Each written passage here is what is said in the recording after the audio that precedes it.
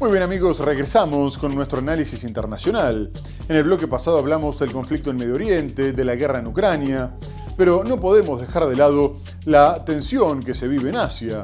El presidente de Taiwán, Lai Ching-te, había instado a China a reconocer la soberanía de la isla, afirmando que ninguna de las partes estaba subordinada a la otra. Y tras estas declaraciones pronunciadas en las celebraciones del Día Nacional, China respondió que el gobierno de Lai estaba creando una crisis al pronunciarse a favor de la independencia y apoyar la interferencia de fuerzas exteriores, y destacó que la independencia taiwanesa y la paz eran tan incompatibles como el agua y el fuego. Y poco después realizó unos ejercicios militares en los que simuló el bloqueo de la isla y la toma de infraestructura clave, mientras que Taipei desplegó sistemas de defensa antiaérea y envió cazas para que siguieran los movimientos de los buques de guerra chinos.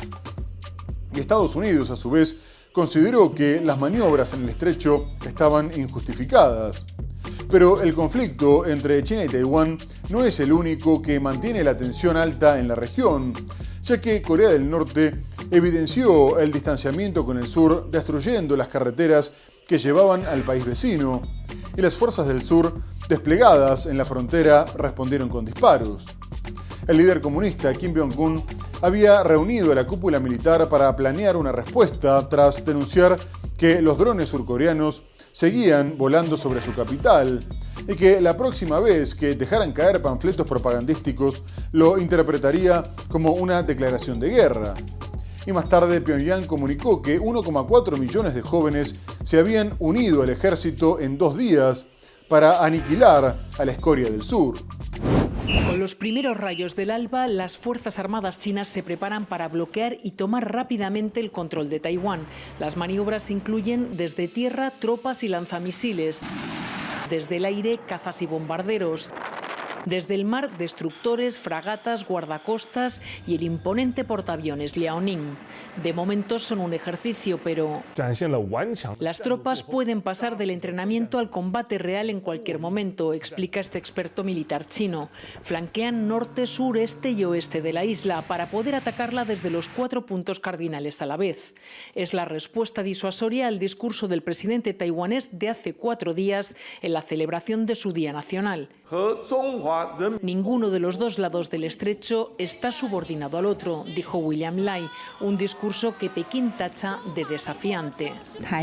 La independencia de Taiwán es incompatible con la paz en el estrecho, advierte el gobierno chino. Creo que el mundo vigilará de cerca y no estará de acuerdo con esta acción, confía el ejecutivo de Taipei. Washington considera que los ejercicios son injustificados y pueden hacer escalar la tensión. Carreteras destruidas con explosivos y maquinaria pesada. También vías del tren. En Corea del Norte comunicaban con Corea del Sur. Horas después, el anuncio del régimen norcoreano de que 1.400.000 jóvenes han decidido unirse a las Fuerzas Armadas.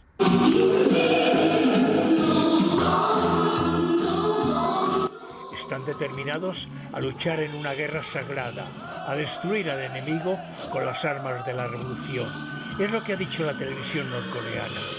Y ahora quisiera ir a Europa, porque continúa endureciendo su postura contra la inmigración, una cuestión que dejó de ser únicamente un reclamo de la extrema derecha, ya que incluso la presidenta de la Comisión Europea, Ursula von der Leyen, abandonó su posición más liberal y presentó un plan de 10 puntos con el que luchar contra la inmigración ilegal, sosteniendo la necesidad de plantear formas innovadoras, aunque se basa en la estrategia adoptada por la mandataria italiana Giorgia Meloni, que se convirtió en el ejemplo a seguir por muchos líderes del viejo continente. Von der Leyen dijo que sería necesario crear centros de inmigración fuera de las fronteras comunitarias, a los que se destinaría tanto a los extranjeros que tengan orden de deportación como a los que estén esperando una resolución a sus solicitudes de asilo. Italia ya puso en marcha las deportaciones a 2 centros de internamiento en Albania de los hombres migrantes rescatados en alta mar, lo que permitiría desviar el 40% de los intentos de llegar a Europa a través del Mediterráneo central. El giro de la presidenta de la Comisión se explica también porque cada vez son más los países que endurecen sus posturas y 17 de ellos le habían pedido un cambio de paradigma. Polonia dijo que solo respetaría el derecho al asilo si no ponía en riesgo su seguridad nacional y suspendió temporalmente este derecho, al igual que Finlandia. Alemania y Francia levantaron controles fronterizos dentro del espacio Schengen y Dinamarca ultima su plan para enviar a 300 presos extranjeros a celdas de alquiler en Kosovo, en medio de las críticas de Naciones Unidas. Poco antes, los gobiernos derechistas del Reino Unido también habían intentado deportar a Ruanda a los solicitantes de asilo. Von der Leyen plantea como una de las posibilidades para afrontar el problema de la inmigración abrir centros de deportación fuera de la Unión Europea y llevará este debate a la reunión de los líderes europeos este jueves en Bruselas. Von der Leyen propone también una nueva directiva para acelerar las expulsiones, como hace unos días pidieron 15 países, entre ellos Francia y Alemania. Solo el 20% de los migrantes en situación irregular con orden de repatriación son efectivamente expulsados, según datos de la Comisión Europea, y la directiva de 2018 lleva años atascada. El debate entre los líderes se prevé complejo. Fuentes comunitarias reconocen que hay una gran división de opiniones, pero la carta de Von der Leyen es ya un síntoma de cómo está girando hacia la derecha el debate migratorio en Europa. En las últimas horas han llegado a la isla de Lampedusa casi 1 millar de inmigrantes, pero esos se quedan allí, porque hay que aclarar que los que trasladan a Albania son inmigrantes que recoge la Guardia Costera fuera de las aguas italianas y solo varones mayores de edad. Las mujeres y los niños quedan excluidos. En estos 2 centros de Albania, que estarán gestionados íntegramente por personal italiano, se tramitarán las peticiones de asilo y a los que se les deniegue los repatriarán sin pisar suelo italiano. Todavía hay muchas dudas sobre cómo se hará, si todo encaja en la legislación o hay lagunas y desde luego las organizaciones humanitarias temen que no se respeten los derechos humanos de los migrantes. España ha manifestado además su posición en contra de contemplar esa creación de centros en terceros países y desde luego lo que vamos a seguir defendiendo en Europa es esa aplicación humanitaria y solidaria del Pacto de Migración y Asilo.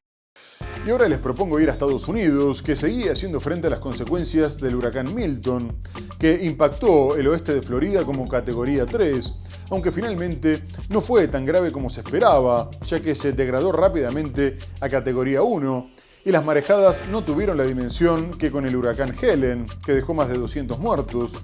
Pero los daños se encuentran en alrededor de $50.000 millones y más de 20 personas perdieron la vida, sobre todo por los 19 tornados registrados. No obstante, la cuestión se politizó enseguida, con la explicación de que estas tormentas son cada vez peores y más seguidas por la alta temperatura del agua en el Golfo de México. Los republicanos niegan el cambio climático, por lo menos algunos, y Donald Trump aseguró que los demócratas estaban manipulando el clima con geoingeniería, con el objetivo de hacerse con el control de unos depósitos de litio en Carolina del Norte y arrasar las zonas conservadoras, a lo que el presidente Joe Biden respondió que la afirmación era ridícula, estúpida y antiestadounidense. Asimismo, Donald Trump aseguró que la respuesta federal a los huracanes fue tan débil porque habían desviado $1.000 millones de la Agencia de Gestión de Emergencias hacia los inmigrantes ilegales, una acusación compartida por el dueño de la red social X, Elon Musk, que acusó a los demócratas de traición. Además, la candidata demócrata y el gobernador de Florida, Ron DeSantis, se acusaron mutuamente de intentar sacar partido de la tragedia. DeSantis ni siquiera le contestó el teléfono, diciendo que nunca había contribuido con nada, mientras que Kamala Harris lo tildó de irresponsable y egoísta, afirmando que era el colmo de la insensibilidad. Esta fue la zona donde Milton tocó tierra como huracán de categoría 3, soplando vientos sostenidos de casi 200 kilómetros por hora. Perdió fuerza antes de llegar a la península y siguió haciéndolo mientras la atravesaba. Afortunadamente, la marejada ciclónica no ha sido tan elevada como la del huracán Helene de hace 2 semanas, que se cobró la vida de más de 200 personas. No estamos ante el peor de los escenarios que se habían pronosticado, afirma el gobernador. La cara más letal, los tornados que precedieron la llegada de Milton en la costa atlántica. Con los huracanes ha llegado también la tormenta política. Trump dice que la respuesta del gobierno es peor que la del Katrina, que la agencia de emergencias no tiene dinero para los afectados porque Kamala lo ha gastado todo, miles de millones en inmigrantes ilegales. Y el mensaje cala. Le están dando a los ilegales miles de dólares. ¿Qué ha pasado con lo de Estados Unidos primero?, dicen sus votantes. Pero no es cierto. La agencia sí tiene fondos y el gobierno no los ha desviado. La vicepresidenta responde que mentir sobre esto es irresponsable. Antiamericano, dice Biden. En Internet circula una teoría conspirativa. Controlan el tiempo, dice esta congresista republicana, para borrar del mapa condados conservadores. Esto es ridículo y tiene que parar, responde el presidente. La agencia de emergencias ha lanzado una página web para desmentir rumores. En las redes también circulan amenazas e insultos antisemitas a varios de sus líderes, que son judíos. En plena campaña, los dos candidatos han cambiado mítines para visitar las zonas afectadas y el gobernador de Florida, republicano, no responde las llamadas de Kamala Harris. Y el clima de la campaña en Estados Unidos se tensó todavía más, después de que las autoridades anunciaran que habían arrestado a un hombre que buscaba asesinar a Donald Trump, lo que sería el tercer intento de atentar contra el candidato republicano en los últimos 3 meses. El sospechoso, un hombre de 49 años de Las Vegas, llamado Ben Miller, quiso entrar a un evento realizado en Coachella, en el estado de California, con un auto que tenía una patente falsa. Cuando se lo detuvo para revisarlo, se le encontró una credencial de prensa falsa, documentos con diferentes nombres, boletos VIP para el meeting y varias armas, como una escopeta, un revólver y un cargador de municiones de alta capacidad. El hombre fue arrestado y puesto en libertad tras pagar una fianza de $5.000 y en principio sería acusado de posesión ilegal de armas, aunque había una investigación en curso. A su vez, el sheriff del condado, Chad Bianco, declaró que probablemente habían detenido otro intento de asesinato, aunque reconoció que era una especulación. Mientras que el Servicio Secreto y el FBI publicaron un comunicado conjunto en el que aclaraban que el incidente no había tenido impacto en las operaciones de protección y que Trump no había corrido peligro en ningún momento. Asimismo, el sospechoso habló con la prensa tras quedar en libertad y dijo que las acusaciones eran una completa mentira, ya que él era un simpatizante de Trump y que las armas eran por su propia seguridad. Además, se definió como un artista que nunca causaría violencia ni daño a ninguna persona. Las autoridades identificaron a Ben Miller, de 49 años, de Las Vegas, como el hombre detenido por la posesión ilegal de una escopeta, una pistola cargada y un cargador de alta capacidad, así como de un pase VIP falso. El arresto ocurrió el sábado por la tarde, cuando Miller fue intervenido en un segundo puesto de control a un cuarto de milla del mitin del expresidente Donald Trump en Coachella, en el sur de California. En ese punto, dijo el jefe del alguacil, el vehículo de Miller llamó la atención al estar desordenado, provocando su revisión. He showed up with multiple passports with different names, an unregistered vehicle with fake license plate, and loaded firearms. Al ser cuestionado, Bianco dijo creer que su departamento habría detenido un ataque contra Trump. There is absolutely no way. Pero que no hay forma de saber realmente lo que el hombre estaba pensando. Un funcionario federal dijo a NBC que al momento no hay indicación de que se trate de un intento de asesinato contra el expresidente.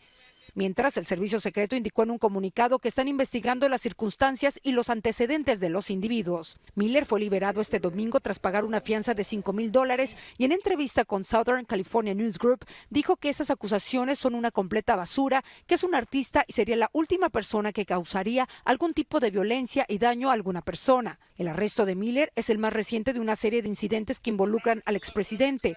El pasado 13 de julio, en un mitin de campaña en Butler, Pensilvania, Thomas Crooks, de 20 años, disparó un arma contra Trump rozándole la oreja y dando muerte a un asistente. Luego fue abatido por agentes del Servicio Secreto. Y el 15 de septiembre, Ryan Roth fue detenido tras ser visto con un arma de fuego cerca del campo de golf de Trump en West Palm Beach, Florida, donde el expresidente se encontraba jugando. El individuo fue acusado de intento de asesinato.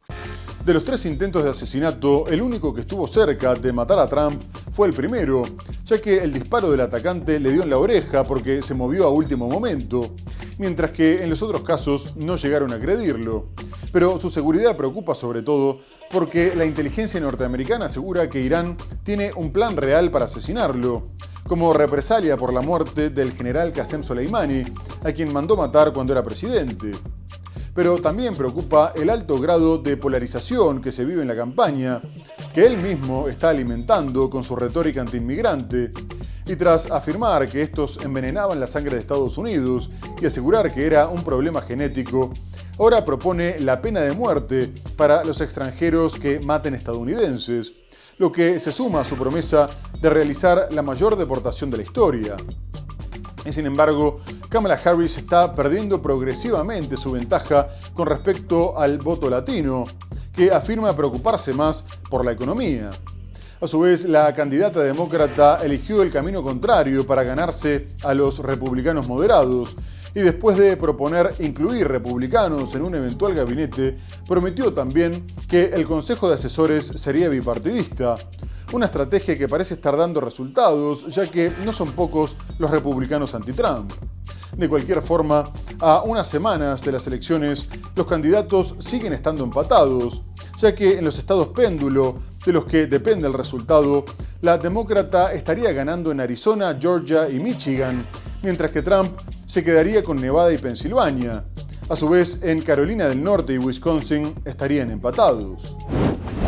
Los candidatos saben que la última palabra la van a tener estos 7 estados. Kamala Harris saca algo de ventaja en Arizona, Georgia y Michigan. Trump se destaca ligeramente en Nevada y Pensilvania. En Carolina del Norte y Wisconsin hay prácticamente un empate. Harris, que ya había dicho que incluiría a republicanos en su gabinete, ahora también anuncia que si es presidenta, quiere crear un consejo con demócratas y republicanos para asesorarla. En redes subraya sus diferencias con Trump.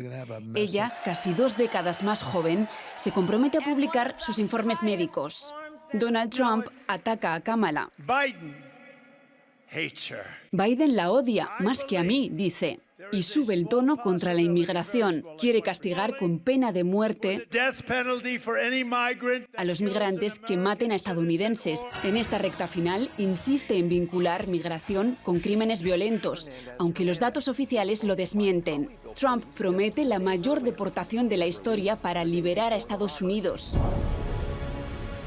Ambos pelean cada voto y saben que es clave convencer a los latinos. Los hispanos son un grupo muy diverso y aunque la mayoría vota demócrata, Trump recorta distancias, apelando sobre todo al bolsillo. Él critica la alta inflación que se ha vivido estos años. Los sondeos dicen que lo que más importa a los votantes latinos es la economía, seguida de la sanidad y la inmigración. Kamala Harris les recuerda que Trump insulta a los migrantes y que promete deportaciones masivas. Y quisiera terminar en América Latina, específicamente en Bolivia, donde la orden de detención contra el expresidente Evo Morales disparó la tensión en medio de su enfrentamiento con el mandatario Luis Arce. La justicia del país reabrió una investigación por presunto abuso de una menor de 15 años, a la que habría dejado embarazada hace 7, y que había iniciado en su momento la administración derechista de Yanín Áñez. Evo asegura que fue por orden del actual gobierno para evitar que se presente a las elecciones del año que viene, por lo que rechazó la citación para declarar ante la Fiscalía, sosteniendo que todo era producto de la desesperación de las actuales autoridades, que no tenían ninguna respuesta a la crisis y ninguna posibilidad electoral. Y en este contexto, los seguidores del expresidente decidieron cortar rutas en Cochabamba, un bastión evista, bloqueando los pasos a La Paz, Sucre y Santa Cruz, no solo para evitar el arresto y exigir que se permita su candidatura, sino también para mostrar el descontento con la falta de dólares y combustible. A su vez, esto llevó a enfrentamientos con la policía, que reprimió con gases lacrimógenos, aunque no pudo desbloquear las carreteras. Las autoridades comunicaron que habían detenido a 13 personas, aunque más tarde fueron liberadas, mientras que el ministro de Gobierno, Eduardo del Castillo, acusó a Morales de dirigir una dictadura sindical. Asimismo, Arce tomó la decisión de renovar la cúpula policial y el nuevo comandante, Augusto Russo, destacó su firme compromiso con el gobierno y adelantó que tomaría acciones para liberar las carreteras. Segundo día de bloqueos en Bolivia como protesta contra el probable arresto del expresidente Evo Morales, investigado por el presunto abuso de una menor durante su mandato. Cientos de seguidores del líder indígena cortaron el martes las vías que conectan Cochabamba, donde Morales tiene su base política, con las ciudades de La Paz, Sucre y Santa Cruz, según la estatal Autoridad Boliviana de Carreteras.